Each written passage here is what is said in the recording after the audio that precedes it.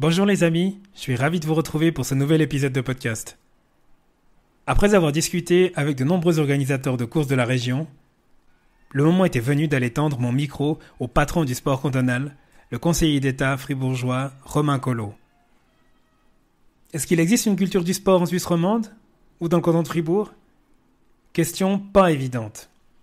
Et pourtant, c'est un élément fondamental qui joue un immense rôle d'intégration sociale, de promotion de la santé et qui a donc un impact sur ces coûts de la santé qui ne cessent d'augmenter. Notre discussion était l'occasion de faire une analyse de la position du sport fribourgeois et d'avoir des indications sur le contour de la stratégie sportive du canton pour les prochaines années. Je vous souhaite une très belle écoute. Bienvenue dans Au-delà du mur, le podcast pour tous les passionnés de course, qu'il s'agisse de bitume, de nature ou de piste.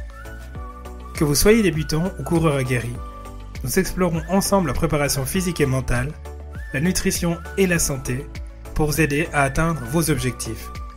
Si vous cherchez des conseils pratiques, des témoignages inspirants et des discussions captivantes, vous êtes au bon endroit. Préparez-vous, votre voyage au-delà du mur commence ici. Monsieur le conseiller d'État, bonjour. Bonjour. Ça va? Ouais, très bien, merci. Pour les gens qui ne savent pas, qui n'ont pas encore reconnu ta voix, est-ce que tu peux décliner ton identité? Romain Collot, conseiller d'État en charge de la sécurité, de la justice et du sport. Tout ça. Ouais, tout ça, ouais. Entrée en politique en quelle année? En 2011, avec ma première candidature pour le Grand Conseil. Directement le Grand Conseil. T'as pas voulu faire rouler ta bosse entre guillemets au niveau à l'échelon communal avant de viser le Grand Conseil? Bah, c'était pas vraiment une question parce que j'habitais pas sur Fribourg pendant un bon moment. Alors j'ai mis les papiers sur Fribourg, mais comme tout bon fribourgeois qui s'expatrie à Genève, on essaie de garder un pied à terre quand même à Fribourg. Donc je revenais le week-end, donc c'était vraiment incompatible avec la fonction communale, que ce soit dans législatif ou exécutif. Et puis, quand en 2011, en fait, on m'a posé la question si je serais intéressé à participer, en fait, à être sur la liste pour le Grand Conseil. Et j'ai dit oui, et je me suis retrouvé premier des Viennes ensuite. Donc, j'ai pas été élu en 2011, je suis rentré que en 2014, après la démission du président sortant, Pascal Kuhnlin. Donc, j'ai intégré le Grand Conseil en septembre 2014. Donc c'était pas quelque chose que tu nourrissais, une ambition que tu nourrissais au plus profond de toi, tu as saisi l'opportunité. Alors, j'ai toujours aimé la politique, j'ai toujours suivi, hein, ça m'a vraiment intéressé. Mon père était d'ailleurs député et chef de groupe à l'époque aussi au Grand Conseil fribourgeois, donc c'est quelque chose qui m'a toujours passionné. C'est vrai qu'un jour je me suis dit, bah, pourquoi pas, je faisais partie des jeunes du parti, je faisais partie aussi du parti maire, et puis c'est vrai que voilà, c'était une occasion de se lancer. Il y avait aussi en parallèle pas mal d'investissements personnels pour les manifestations, j'étais notamment président des Girons à Grelais, donc voilà, c'est quelque chose qui était presque naturel en fait de se lancer un peu dans cette politique que j'affectionne énormément. Qu'est-ce qu'il faut de nos jours pour se lancer en politique? Pas mal de courage. je sais pas. Non, je pense que en fait c'est vraiment une passion pour la cause publique, passion pour les gens. Je pense qu'il faut aimer les gens si on veut aller en politique. Passion aussi pour s'investir dans les dossiers, passion aussi pour les claques parce qu'on s'en prend quand même pas mal aussi. Voilà, c'est un tout en fait. Je pense que c'est vraiment le côté s'investir pour le bien commun, peu importe le parti, parce qu'on a tous notre idéal, surtout une voie pour y arriver, qu'on soit dans un parti de droite, dans un parti de gauche, dans un parti centriste. C'est un chemin pour y arriver, et je crois que tout le monde milite pour le bien commun plus que pour les intérêts personnels. Enfin, c'est ce que j'espère. C'est très juste. D'ailleurs, quand tu intègres le Conseil d'État, la casquette partisane, entre guillemets, elle passe au second plan parce que là, tu représentes l'intégralité du canton. Complètement. Et puis, je représente aussi une direction. Et c'est vrai qu'on fait beaucoup moins de politique parce qu'on est dans un exécutif. Enfin, tu sais ce que c'est, hein, en étant à Gévisier. Et c'est vrai que les questions politiques se portent des fois sur certains petits objets ou sur des directions à prendre. Mais on va dire le 90% du travail, c'est du travail apolitique. C'est pour faire tourner un canton, pour avancer dans les projets. Et là, on a besoin justement du consensus, on va dire politique, notamment avec le Parlement fribourgeois, hein, donc avec les députés. Et si on n'est pas rassembleur, on n'avance pas. Ce qui m'amène justement à ma première question que j'avais préparée pour cette interview. Ça fait quoi un conseiller d'État? beaucoup de choses. Non, c'est un job qui prend énormément de temps. Que ce soit, en fait, c'est une fonction. Puis cette fonction, on l'occupe 365 jours sur 365, qu'on soit en vacances, en week-end ou en pleine semaine. C'est énormément de séances, c'est beaucoup de rencontres, c'est beaucoup de questions, de lectures, de rapports, d'organisation. C'est aussi beaucoup de joie, hein, parce qu'on fait beaucoup de choses qui sont très intéressantes. Alors bien sûr, on a aussi les embûches qui vont avec, hein, mais au-delà de ça, c'est vraiment un pur bonheur parce qu'on voit 1000 choses. On peut être le matin avec un centenaire et l'après-midi avec un ministre d'un pays voisin. Donc on fait vraiment le grand écart quasiment tous les jours. Et c'est ces rencontres en fait qui jalonnent cette vie de conseiller d'État qui rendent ce job si passionnant, puis de voir avancer surtout les dossiers qu'on met en place. Alors ça prend du temps parce que c'est l'État, ça je pense que c'est pas une surprise, mais quand on voit un projet arriver au bout, qui pointe le bout de son nez, c'est vrai que c'est une énorme satisfaction. Là, tu as commencé à aborder une des choses qui est quand même assez extraordinaire en Suisse, c'est qu'au niveau de la politique, il n'y a pas de formation pour devenir politicien. Toi, tu as plutôt une formation, un background commercial, si je ne m'abuse. Donc, comment est-ce que tu as fait pour rentrer dans le costard du conseiller d'État? En fait, c'est simple, hein, on te lance dans une piscine d'eau froide et puis tu apprends à nager.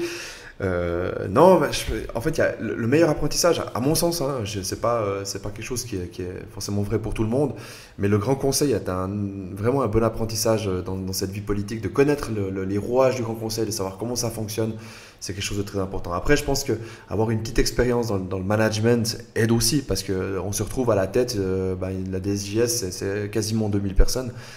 Et du jour au lendemain, voilà, on est à la tête de 2000 personnes. Donc c'est vrai que ça peut paraître un peu choquant, abrupt, mais en même temps, on est super bien entouré, et ça il faut le dire. On a un staff, ce qu'on appelle le secrétariat général, qui est quand même souvent stable, avec des gens qui sont là depuis un certain temps, qui nous aiguillent. On a quand même des collègues aussi au Conseil d'État. On n'est pas le seul patron de la maison, donc on est quand même 7 à prendre des décisions, y compris avec le Grand Conseil. Donc voilà, on a quand même un fort soutien. Et puis après, il y a tout le reste des personnes, ce qu'on appelle de confiance, qui peuvent être aussi en dehors de l'État, chez qui on peut aller chercher des conseils, avec qui on peut discuter. C'est des personnes qu'on appelle les safe places aussi, hein. Donc non, c'est vrai qu'au début c'est un petit peu choquant, et puis on s'y fait très vite, et puis après on acquiert l'expérience. Mais c'est vrai que c'est pas facile au début parce qu'on connaît personne, et puis on est parachuté là avec des gens forcément qui n'ont pas forcément voté pour nous. Il faut aussi s'imaginer, hein. J'avais peut-être des chefs de service, des employés qui disent ah mais lui je le veux surtout pas, puis finalement maintenant c'est moi le chef, et ils doivent s'y habituer aussi.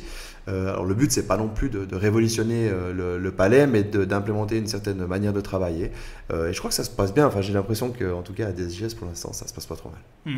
T'es le petit jeune du Conseil d'État. Ouais, on me dit souvent, ouais. Voilà. Et du coup, est-ce que cette jeunesse c'est un avantage ou un désavantage?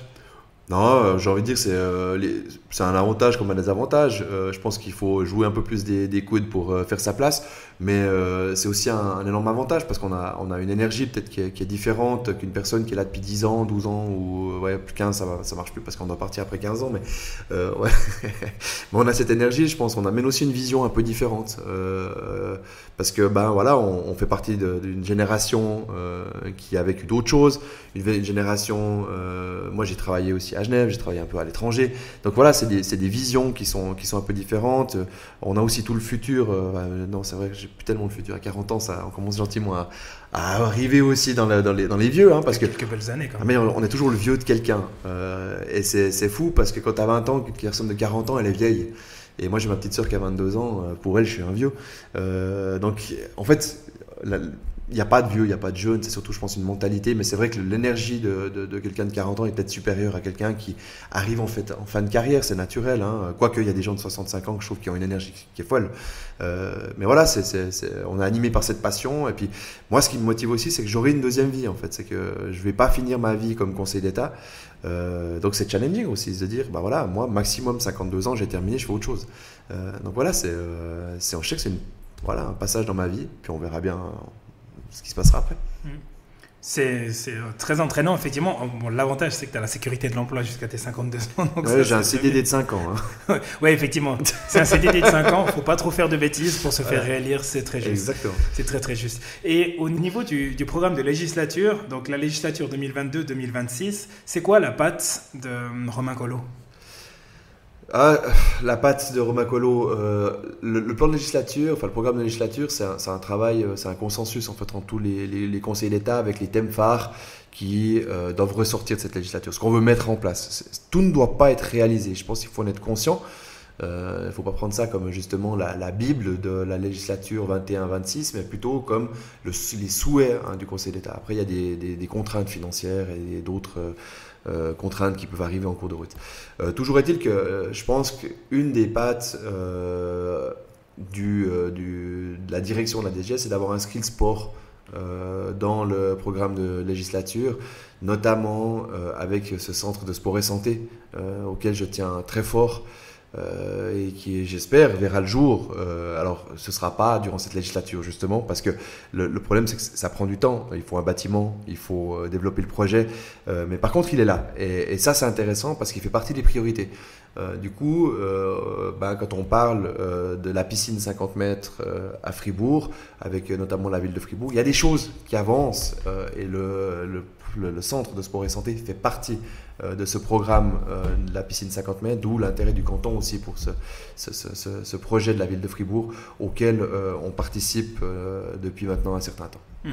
C'est très bien, tu as mis le doigt dans l'engrenage, dans un des points justement où je voulais en venir. Je ne suis pas un nageur, je suis un piètre nageur, surtout si jamais tu as des problèmes un jour dans l'eau, ne m'appelle pas parce qu'on risque de finir les deux au fond de l'eau.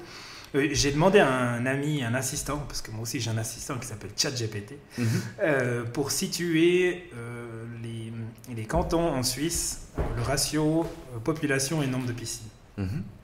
Fribourg se situe à la 21e place sur 26. Avant de parler effectivement en termes de piscines, publiques par habitant, pourquoi est-ce que c'est si difficile, selon toi, de construire une piscine à Fribourg ?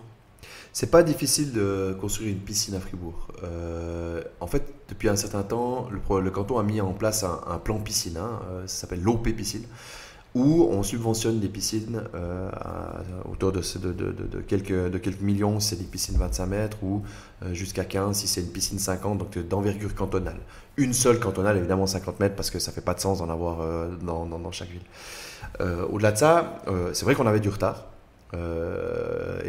Maintenant l'idée c'est vraiment de rattraper. Donc il y a beaucoup de piscines qui sont aujourd'hui dans le pipeline du canton et des communes.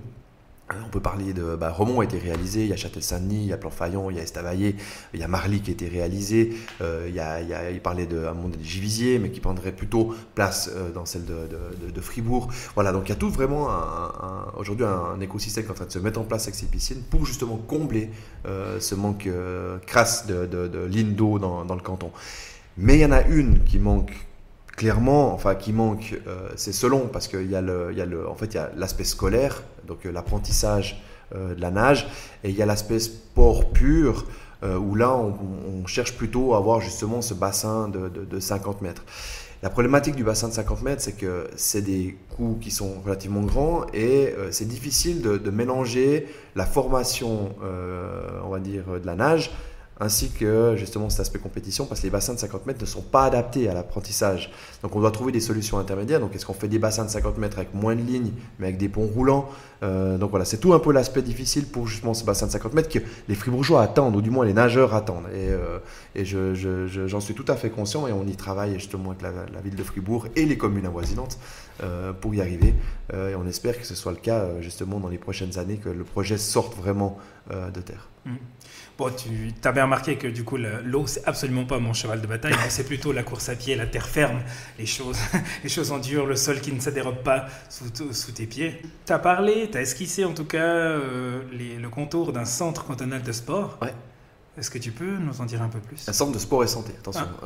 Le centre cantonal de sport à l'heure actuelle, il est situé au Lac Nord. Et là, c'est vraiment un environnement propice en fait à la pratique du sport, avec des chambres pour les camps, des zones vertes, des terrains de basket, des terrains de foot, etc. Vraiment pour la pratique sportive, on va dire, voilà, les camps fribourgeois, les camps externes, ou même pour aller simplement se promener en fait, sur place dans un environnement proche de la montagne, il y a le ski, etc. etc. Donc là, on a vraiment un endroit qui est avec un environnement propice à la pratique du sport. Et au-delà de ça, on a justement ce centre de sport et santé qui est tout autre chose. Le centre de sport et santé, c'est réunir en fait les compétences sportives cantonales, voire même communales, sur un seul lieu.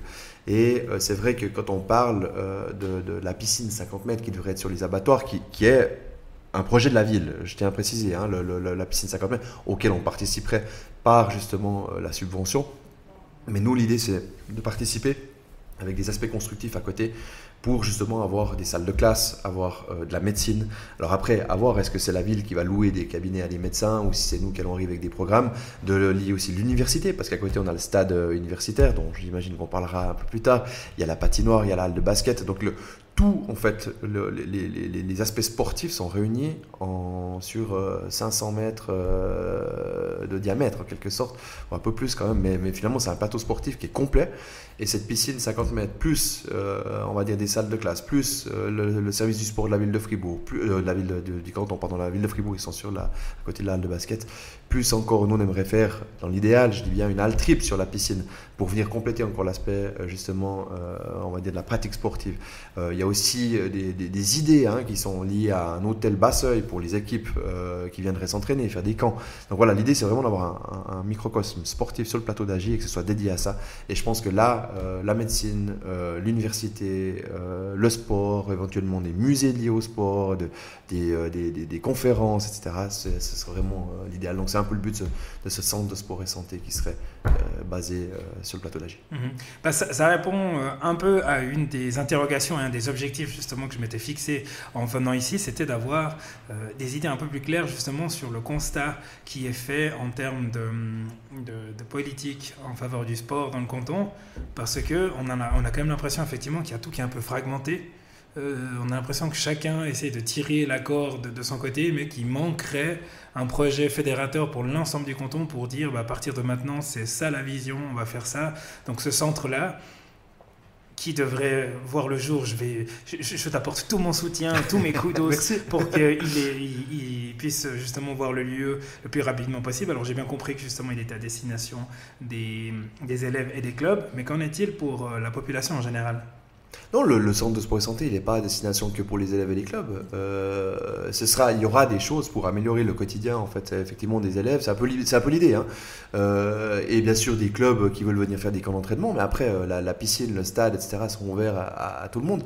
Donc, vraiment, le but, c'est de générer, en fait, une dynamique sportive dans le canton, que ce soit par le centre de sport et santé ou par d'autres choses. Et je crois que c'est un peu là le rôle de la DSJS, le rôle de ce qu'on fait aujourd'hui, enfin le moteur de ce qu'on fait aujourd'hui, c'est de drainer les gens dans le sport. Et c'est vrai que c'est un peu une problématique, je crois, qui n'est pas présente que dans le canton de Fribourg. C'est en Suisse, de manière générale, le sport est, à mon avis, un tout petit peu dévalorisé. Il y a des pays qui ont une culture sportive qui est beaucoup plus forte, et ce n'est pas le cas en Suisse. Alors, est-ce que c'est dû à l'offre généralisé où les jeunes ils essaient une fois ça, ou c'est dû plutôt à la mentalité où on dit oui, tu dois étudier le sport, c'est super, mais la priorité c'est les études. Alors, je suis tout à fait conscient que c'est la priorité, mais ça n'empêche que le sport est toujours un élément secondaire, et on a un peu des fois de la peine à mettre ce sport au centre alors qu'il est vecteur de santé, de bien-être, de performance aussi, de renommée, enfin de beaucoup de choses. Et le sport est pour moi un élément central qui est vraiment rassembleur. C'est aussi un élément inclusif où on peut rassembler les communautés. Et Dieu sait ce que la Suisse est un pays justement où il y a énormément de communautés différentes. Et je crois qu'on devrait encore le plus le mettre justement au milieu de la table pour dire voilà, le sport, en fait, il rassemble tout le monde. Et c'est là, à mon avis, le point fort qu'on doit mettre en avant avec ça sur Fribourg et ailleurs, évidemment.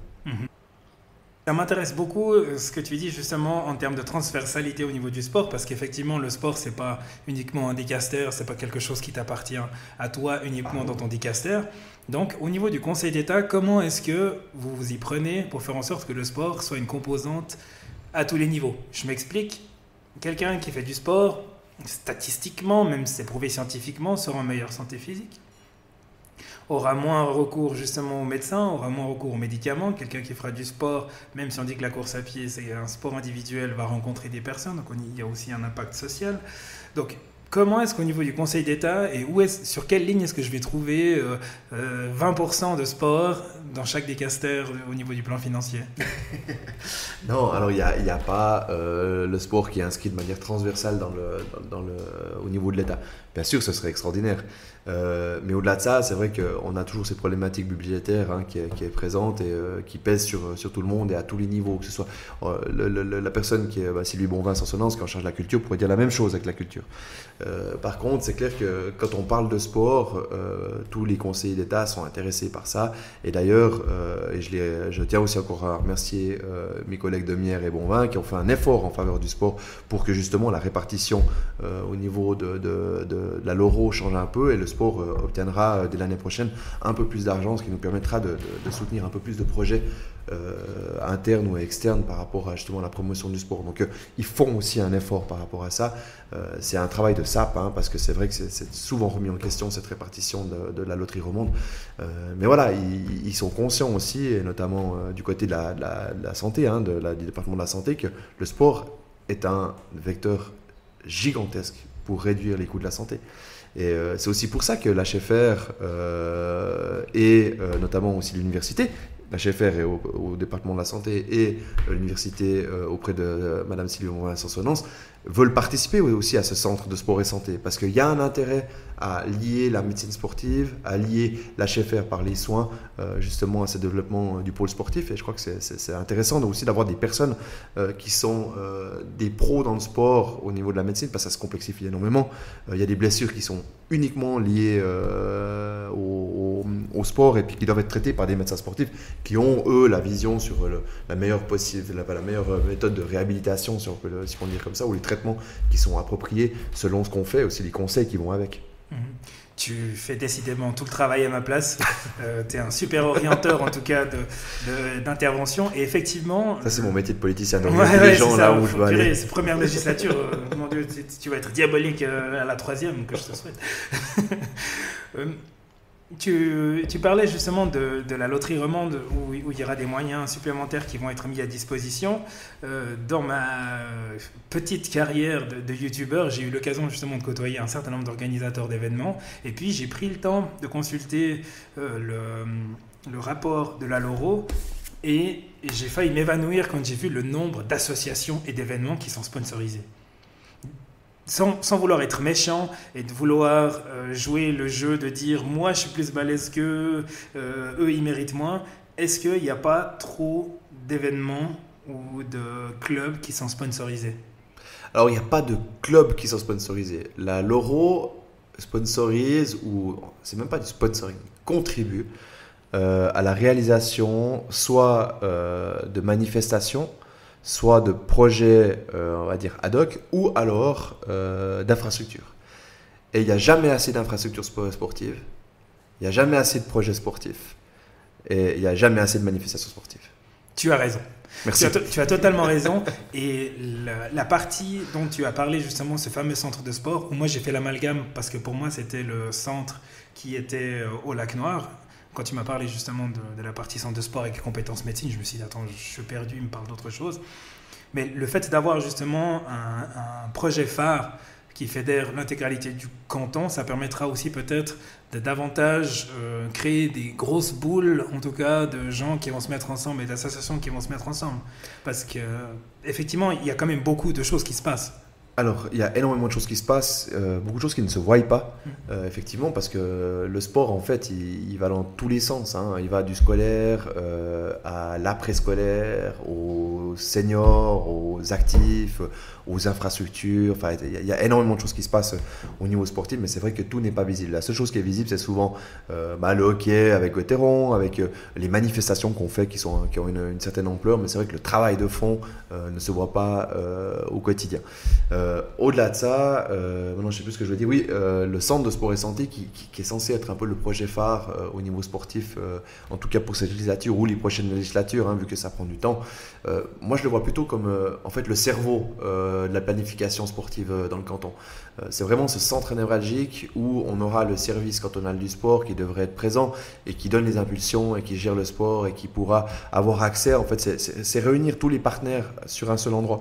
Et c'est ça qui est intéressant, c'est de créer un peu ce lobby du sport, de connecter les gens qui s'intéressent à ce sport pour que en fait, ils puissent développer ensemble. Parce que quand on a, tu disais avant que c'est très fragmenté, c'est vrai. Et en fait, les sportifs, on a un peu de la peine à se réunir. D'une part, parce que évidemment, il y a une certaine concurrence pour la recherche de soutien, parce que les sponsors dans le canton de Fribourg ne sont pas pléthores. Donc ça, c'est la première chose. Il y a la recherche des bénévoles, parce que le monde du sport est principalement bénévole dans le canton de Fribourg. Il y a la recherche aussi de membres. Parce que pour créer un club, pour faire quelque chose de durable, il faut avoir des membres, des gens qui s'investissent. Donc ça rejoint aussi un peu les bénévoles, mais c'est souvent les gens qui sont membres qui deviennent bénévoles après. Donc voilà, il y a quand même justement alors on pourrait toujours dire qu'il y a peut-être trop d'offres sportives, c'est possible. Mais en même temps, pour moi, quand il y a beaucoup de clubs qui se créent, qui proposent de l'offre sportive, c'est plutôt réjouissant. Même si effectivement, on pourrait se dire, en fait, effectivement, si tu as un club avec 2 personnes, ça va peut-être pas le faire, mais c'est des gens qui croient et je crois que ça le mérite. On doit les soutenir d'une manière ou d'une autre. Alors, merci de leur part, en tout cas. Ouais. J'imagine qu'ils seront ravis de savoir que les subventions ne vont pas être coupées dès l'année prochaine. Au niveau de ton programme de législature, donc on est à mi-chemin, on va se projeter. Donc là, on est en août, il y a les vacances qui arrivent, donc la fin de l'année, elle est là. À la mi-législature, qu'est-ce qui reste à faire? Alors, j'imagine beaucoup, mais parlons des succès. Alors, dans les succès, je pense qu'il y a déjà eu cette première table ronde sur le sport-études qui était très critiquée. Alors, on n'est encore pas au bout, parce qu'on a réuni, et je pense que c'était quelque chose qui était extraordinaire, on a réuni tous les partenaires autour de la table, donc les parents de sportifs, les enseignants, les associations, les gens qui sont proches du sport.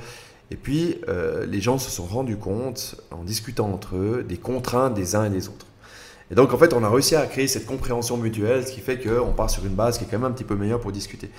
Au-delà de ça, de cette journée est sorti un certain nombre de mesures qu'on pourrait ou qu'on devrait ou qui pourraient améliorer le quotidien des élèves qui font de la pratique sportive, on va dire à plus ou moins haut niveau. Ces mesures ont été faites un rapport qui a été soumis aux 3 conseils d'État qui s'occupent de ce qu'on appelle la délégation pour le sport. Et on en a retenu une bonne partie qui doivent maintenant être évaluées sous l'angle financier, notamment par exemple une classe pilote pour sportifs dans le S2, donc c'est le secondaire, le secondaire 2, donc en dessus du CO. Il y a toute une partie de petites mesures qui ont été directement mises en place, notamment au niveau des coordinateurs, etc. Donc ça, c'est une des premières réussites, c'était cette journée. Maintenant, il faut encore implémenter la suite de l'amélioration du SAF parce que il est là et ça concerne quand même plus de 500 élèves dans le canton. Donc on essaie de travailler là-dessus. Mais voilà, on est nouveau à l'État et ça prend un peu de temps, donc on demande un peu de patience. D'ailleurs, merci. Mais on est dessus et on fait bouger les choses. Donc ça, c'est un des premiers éléments. À côté de ça, alors c'est clair qu'il y a eu l'obtention de moyens supplémentaires pour le sport. Ça, c'est quand même aussi très réjouissant parce qu'on a des visions pour le développement du sport dans le canton qui sont là, qui sont dans les tiroirs, mais sans argent, on n'arrive pas à les développer. Donc il fallait cet argent pour pouvoir aller plus loin. On a aussi les projets de piscine qui sont là, qui fleurissent dans le canton et c'est extrêmement positif parce que comme je disais avant, chaque infrastructure sportive en plus est un espace où on peut pratiquer du sport. Donc c'est un peu ce que je dis, c'est un peu une lapalissade, mais c'est la réalité. Il y a bien sûr l'avenue des championnats du monde. C'est clair que pour Fribourg, c'est un projet qui est grandiose, mais ça ne doit pas être le phare. Quand je parle d'événements, parce qu'on a beaucoup créé d'événements ces 2 dernières années, entre le basket 3-3, entre justement ces championnats du monde, entre le Track Lab qui va arriver au mois de septembre et la création de cette association qui s'appelle Fribourg Sports Lab, qui doit être un vecteur justement, un moteur de manifestations sportives. C'est plutôt en fait une dynamique par le haut en quelque sorte. C'est de créer l'événement pour intéresser les gens au sport. Et je crois que c'est comme ça qu'on doit le prendre. Le but, c'est pas de s'intéresser. Le but, c'est pas de faire de la promotion ou de favoriser le sport d'élite, bien au contraire, mais c'est d'attirer les gens à venir voir le sport, s'intéresser au sport. Et derrière chaque projet qu'on fait, typiquement le championnat du monde ou le basket, il y a toujours un projet connexe qui va à la rencontre de la population. Typiquement, basket 3-3, on a le Fribourg Run Tour. Donc, on avait un terrain de basket qu'on a acheté avec l'État de Fribourg et on allait dans les districts et les joueurs de l'Olympique qui font partie de l'équipe de 3-3 jouaient avec les enfants, faisaient un entraînement avec eux, faisaient des matchs. Donc, promotion du sport. Pour le championnat du monde, on a une patinoire itinérante et on va se rendre dans les districts pour faire la promotion du hockey. Donc voilà, il y a toujours quelque chose derrière pour inciter les jeunes à participer, à faire du sport. Et je crois que c'est ça qui est primordial, en fait, c'est de créer l'événement et à côté, inciter les gens à y venir, évidemment, parce que le but, c'est on va dire, dynamiser, mais c'est aussi d'inciter les gens à faire ce sport, de s'inscrire dans les clubs, de montrer ce que c'est.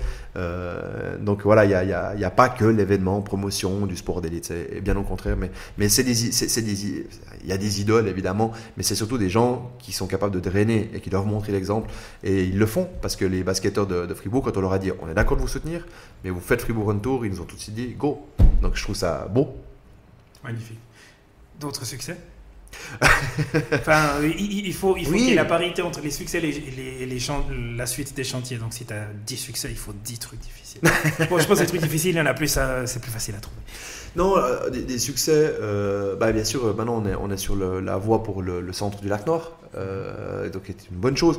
On a parlé avant du centre de sport en santé qui est aussi sur les rails, avec maintenant le dossier qui avance aussi au niveau de la ville. Alors la communication auprès des médias, c'est la ville qui gère. Nous, on est juste des partenaires et on veut s'immiscer dans le projet. Donc ça, c'est des choses qui sont très intéressantes.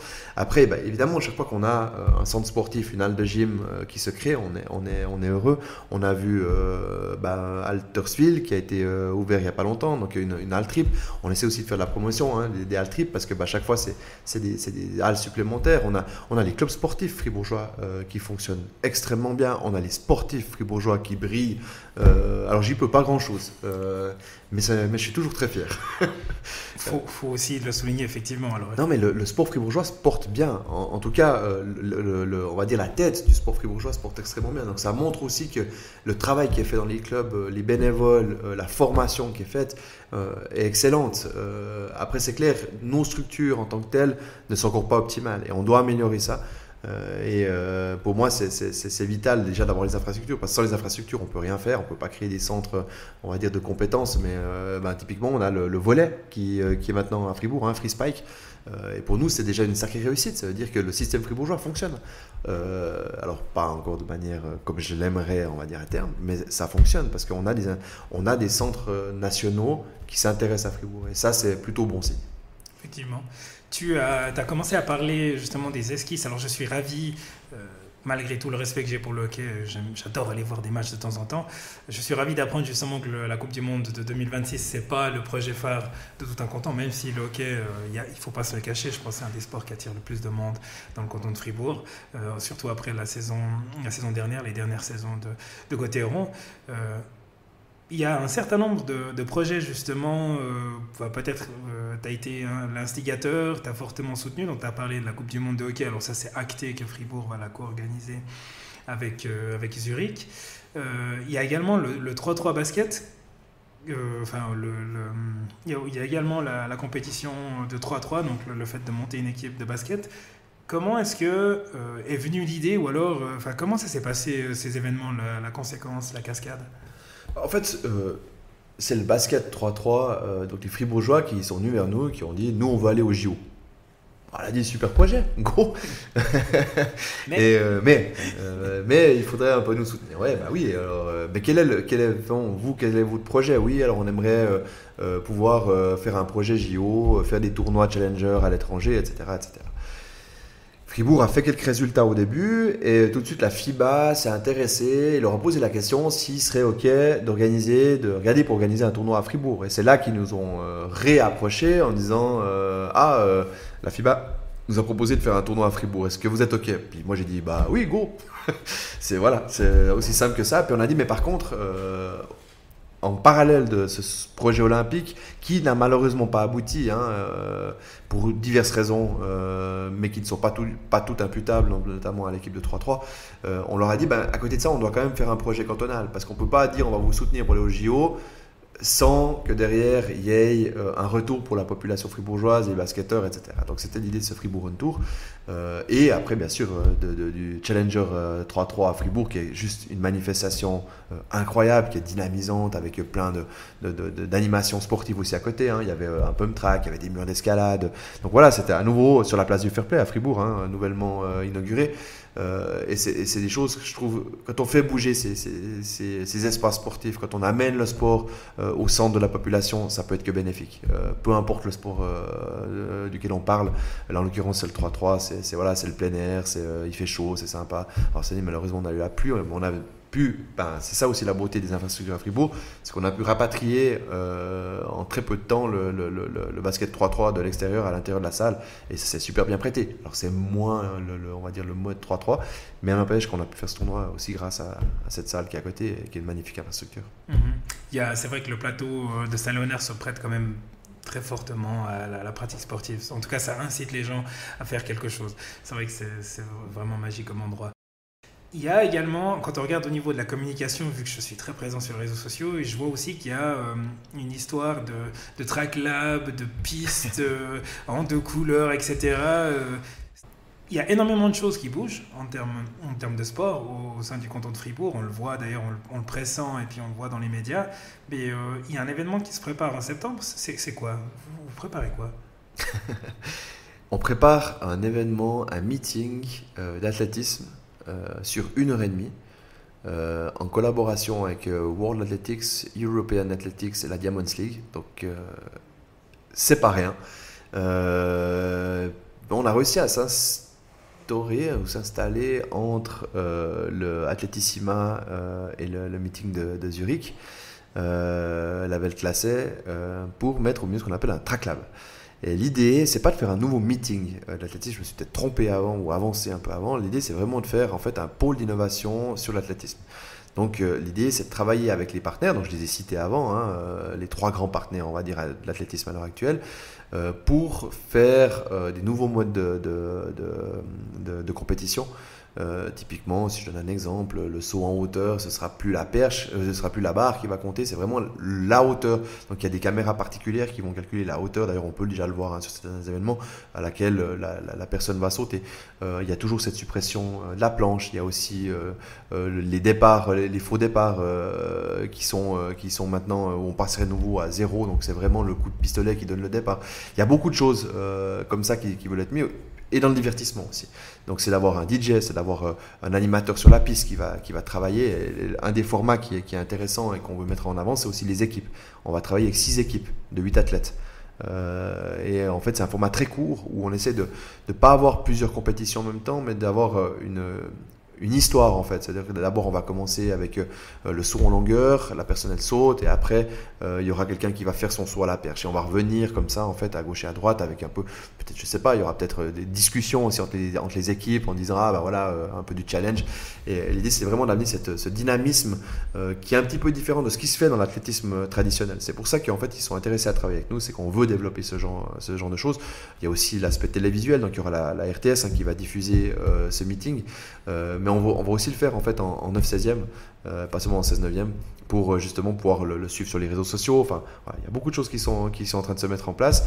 On a un joli plateau d'athlètes qui va bientôt être annoncé. Tous ne sont pas annoncés, donc ça sert à rien de vous réjouir trop vite. Il y a les Jeux Olympiques et on pourra avoir encore d'autres noms après les Jeux Olympiques, mais il y a des athlètes évidemment qui aujourd'hui n'ont pas encore confirmé leur venue. Voilà, il y a cette problématique. Mais vous inquiétez pas, il y aura 2-3 stars suisses qui seront présentes et notamment aussi des stars étrangères. Donc on a des champions du monde, on a des médailles olympiques. Ça va être quelque chose d'assez exceptionnel dans un environnement qui sera fun.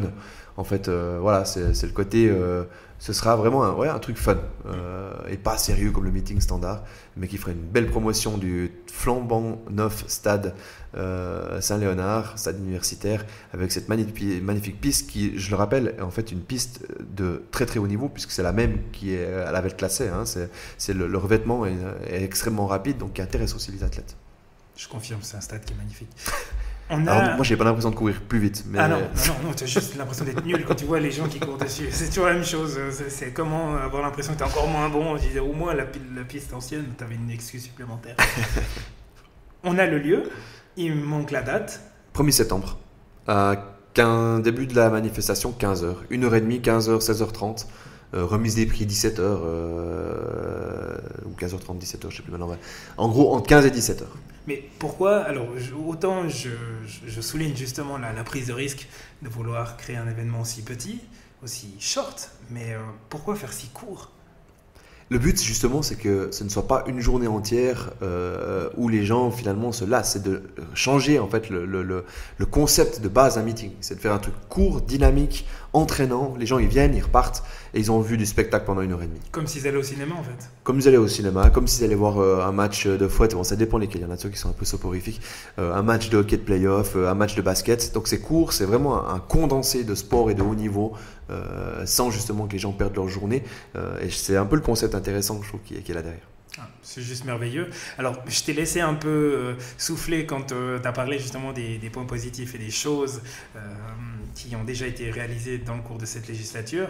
Maintenant, si tu le veux bien, on va parler peut-être des challenges qui te restent, que tu perçois justement d'ici la fin de la législature. Non, des challenges, il y en a énormément. Alors, je ne peux pas évidemment tous les énumérer parce qu'il y a des choses qui sont dans le pipeline et qu'on ne souhaite pas forcément divulguer pour le moment. Alors, un des challenges qui doit être réalisé aujourd'hui, ce sera clairement les championnats du monde en termes sportifs. C'est un énorme défi. Alors, il y a une équipe opérationnelle qui est là, qui s'occupe de ça, et qui a ça en main, et ça se passe très bien.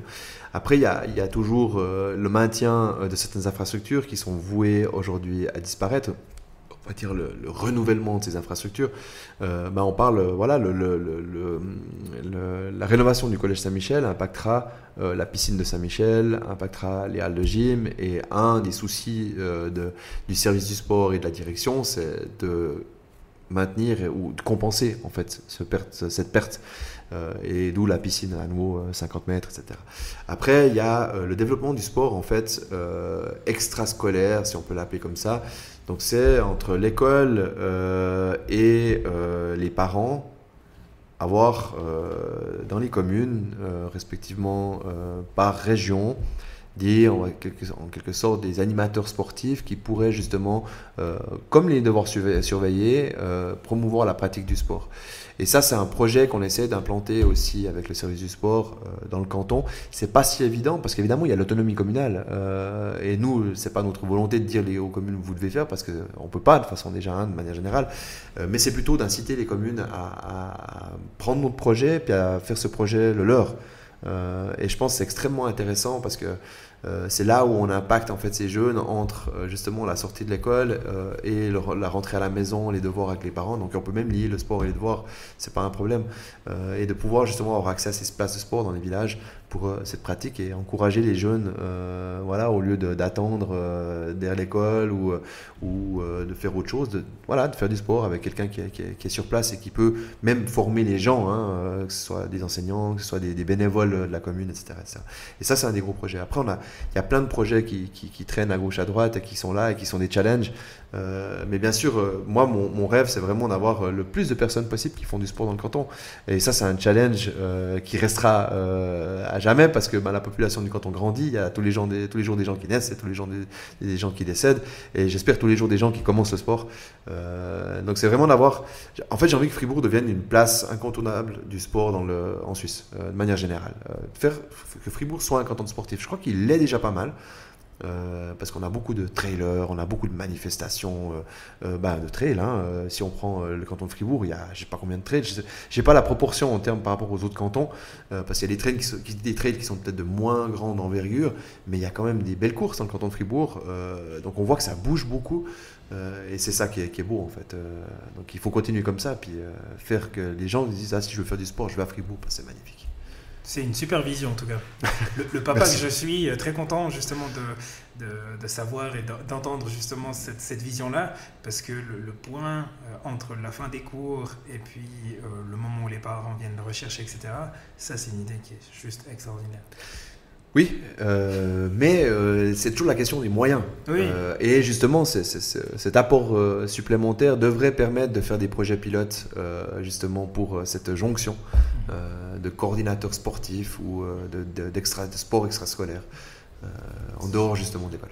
Ça, c'est du caviar. Ça. C'est du caviar. Avant de te laisser tranquille, il y a une question que j'avais prévu de te poser au début, mais du coup, je vais te la poser maintenant. Est-ce que tu arrives quand même à trouver du temps pour faire du sport malgré toutes les obligations que tu as ? Oui, je m'impose. Je crois que ça fait partie, je ne veux pas dire de mon job, mais j'estime que je dois aussi montrer l'exemple. En pratiquant le sport. Alors, je suis loin pas un exemple pour beaucoup de choses, mais j'essaye de pratiquer le sport le plus que je peux. Malheureusement, le temps est compté, mais je vais courir quand je peux. J'ai un coach sportif. Je pense que c'est très bien. En quelque sorte, ça me permet d'avoir une routine en fait, hebdomadaire. Je vais le voir, il me fait beaucoup transpirer. Mais dès que je peux, je vais courir. Dès que je peux, je vais nager. J'aime beaucoup nager et courir en fait. J'aime bien aussi. Je vais aussi jouer au golf pas mal. Alors, certains ne pensent pas que c'est un sport, mais c'en est un. C'est quand même 10 km de marche par Mons et par Vaud, avec une concentration quand même qui doit être optimale, sinon ça sert à rien d'y aller. Ça prend du temps aussi. Non, alors le sport fait partie, le ski aussi beaucoup. Le sport fait partie de ma vie depuis tout petit, que ce soit le foot à l'époque, le skate hockey, j'avais monté un club à Grelais, le badminton. Alors j'évite un peu le badminton parce que le problème c'est que je suis très fragile en fait, des ischios et des mollets, et j'ai eu des claquages à répétition, et c'est vrai que c'est un petit peu délicat à passer chaque fois 2 mois de pause, et ça me pose d'énormes problèmes quand je dois me calmer pendant 2 mois. Donc non, voilà, le sport fait partie de ma vie et j'aimerais pouvoir en faire plus. Mais je fais ce que je peux et je désespère pas de m'inscrire au Mora Fribourg cet automne. Je l'ai pas encore pris mon dossard parce que ça dépendra beaucoup un peu de la possibilité de m'entraîner.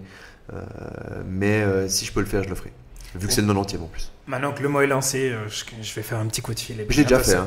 Il y a un dossard qui va arriver dans ta boîte aux lettres. Ça sera une motivation supplémentaire. Ouais, alors l'agenda des fois. Mais je l'ai déjà fait une fois, comme j'espère, tout bon fribourgeois. J'ai un peu peur de faire moins bien tout ça, je crois. Ouais, c'est toujours la crainte qu'on a. C'est pour ça qu'en général, quand on s'inscrit toutes les années, histoire d'entretenir l'endurance. Ouais. Mais en tout cas, je suis ravi d'avoir un ambassadeur comme ça, comme toi, au niveau du sport à Fribourg. Quand j'entends justement la vision, les projets qui devraient se matérialiser, se concrétiser ces prochaines années, je me réjouis de voir ce que ça donne, et puis on va prendre rendez-vous à la fin pour voir où est-ce qu'on en est. Puis merci beaucoup pour la promotion du sport aussi. Je trouve les initiatives personnelles comme ça qui traitent de la thématique du sport, c'est assez rare, donc un grand merci à toi. Je trouve ça vraiment bien ce que tu fais, notamment aussi sur les réseaux sociaux, que je suis assidûment avec les entraînements, les fractionnements, je suis content, je suis pas content, et les projets qui vont avec, mais j'ai vu que ton temps au kilomètre s'était nettement amélioré, et franchement chapeau. Merci beaucoup, merci bien. Je vais te laisser travailler, je crois que tu as encore du job avant la fin de la journée. Un petit peu, avant les vacances. Ouais. Merci beaucoup. À bientôt. Et puis à bientôt. Ciao.